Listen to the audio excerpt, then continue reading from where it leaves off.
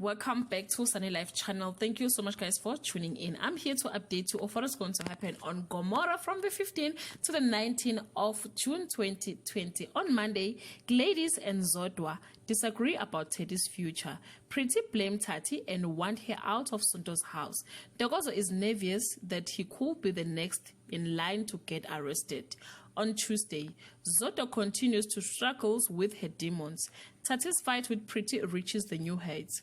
On Wednesday, Zodwa is racing against time as she tries to figure out a way to get out of a stick situation.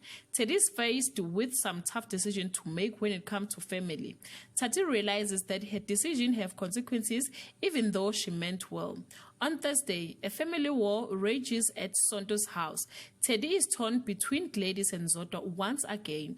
On Friday, Zodwa throws Tati out, or Sonto throws Tati out, but she refused to go. Gladys and Zodwa's battle for Teddy rages on. Guys, this is all I have for today. You can leave your comment below. Till we meet again, I love you so much guys. Bye.